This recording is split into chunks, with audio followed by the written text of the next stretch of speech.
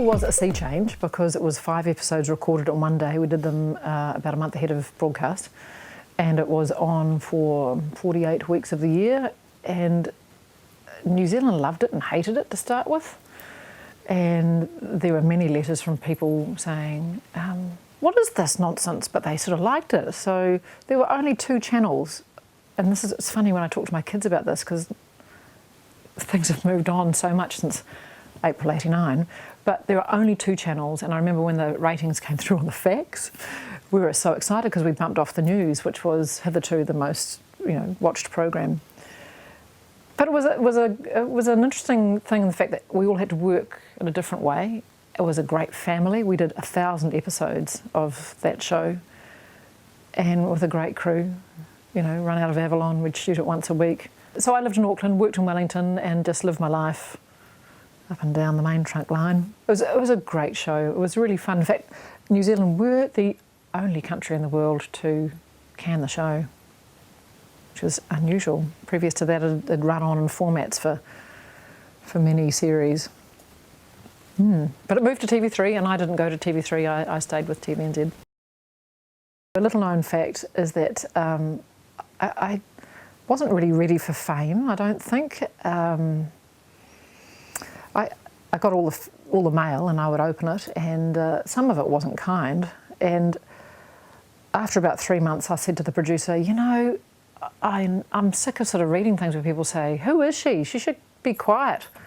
She's just the co-host, and she's throwing her hands in the air. I'm not really interested in that girl, I said, I don't need to be told by Mrs. Smith and Mr. Brown. I think I might go back to nursing.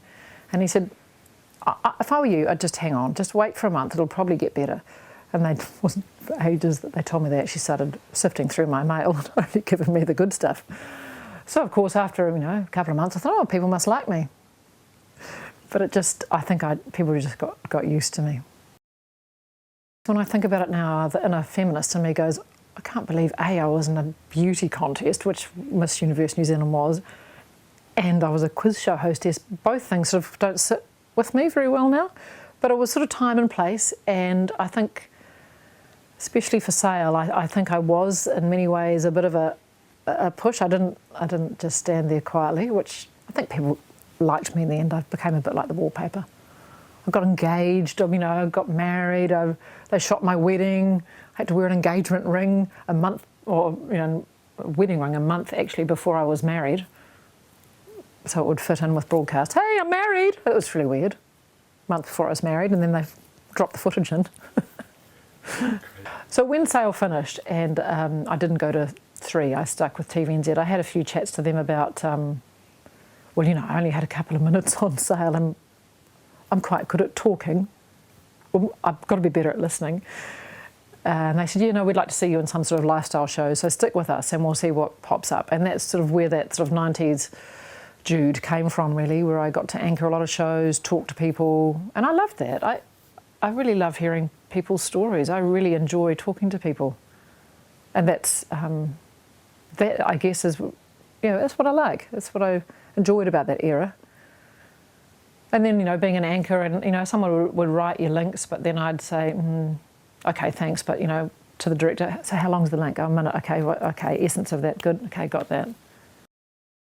Susan Wood and I actually ended up doing a lot of the lifestyle programs through the 90s, and I sort of followed her footsteps in many ways. So she was doing Open Home, and then headed off, and then I did Open Home with Dave Cull. Of course, ended up as a mayor of Dunedin. He always was very interested in the way houses were made and quite technical aspects, whereas I was more interested in the interior design aspects, possibly. Yeah, no, that was a great show, actually, and I was pregnant at the time. I think I've looked back at the footage and I've got that motherly glow, and I'm about 8 months pregnant with baby number 1 in '95. It was a great show, I enjoyed it. Moved around the country, got to see lots of amazing places. 5:30 with Jude was interesting because I almost didn't do that one either. I just had a baby, and it was my firstborn, Ella, and I was thinking, I don't think really work doesn't fit with my motherhood role. How on earth would I do that? And I did a little audition piece at home rather than in a studio, and yeah, it did work. It did work because I sat down with them and said, like, I don't want to work full time. I'm not in that game. But I really love talking to people, and they said, well, we'd like you to have your own show. And when I think back now, really lovely, actually. You know, it was eponymous. It was 5:30 with Jude, and I went, yeah, okay, I'll do that as long as I only have to work 2.5 days a week. So we squeezed a ridiculous amount of shooting into 2.5 days a week. I remember there was one lady actually who wrote about the lampshade. She didn't like seeing the seam in the lampshade, and really, why wouldn't someone turn the lampshade around? And I remember reading that bit of mail saying, oh yes, no, that's fair enough. She's obviously quite particular. So some days I'd actually turn the lampshade round to put the seam on just to see if she'd write me a letter. And she did. We had a bit of a running joke about the seam on the lampshade. But I enjoyed having my own show and having a lovely team of people, and I really enjoyed the audience. I loved that sort of diverse audience, and I loved communicating with them.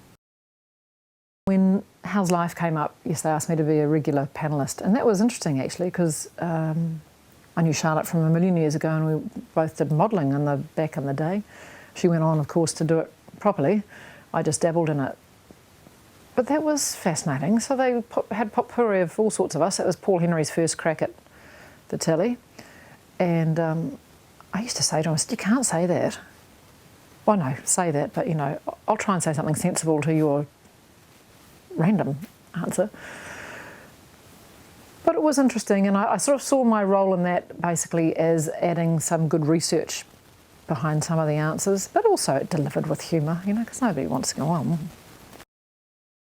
I pitched it to the network. I said, have you got a time slot? They went, yes, we'll find you a time slot, but we've got no money. You go and find the money. So then I had to go and find the money. And so the huge job in pulling the idea together, the money together, and then finding the production team who happened to be available as freelancers in the window was fairly hairy, but I like a challenge.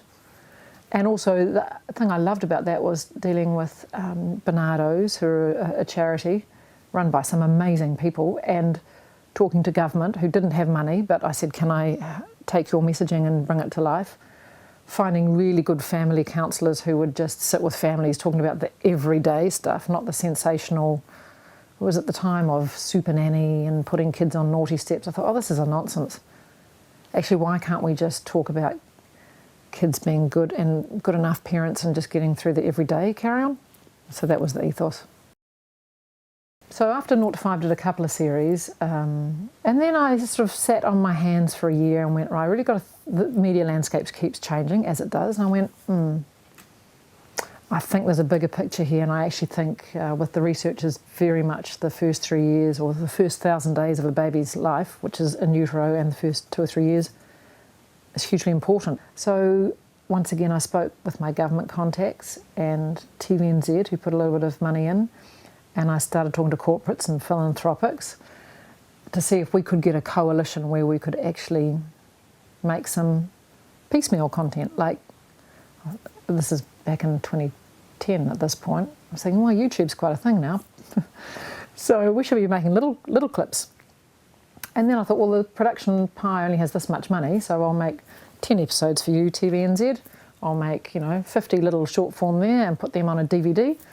So we did that, and then once again sat on my hands after about a year and went, or 2 years, and went, I could probably even do this better. So it has since morphed into 100 odd clips that sit on a website. It's got an app, partners with Plunkett. It's got 20 half-hour episodes. I just got hold of well-known people, and if I didn't know them, I'd find out how I know them and say, hey, can I talk to you about your kids and parenting? Because people will probably watch something if it's you talking about it, and then I'd intersperse some really good information in there.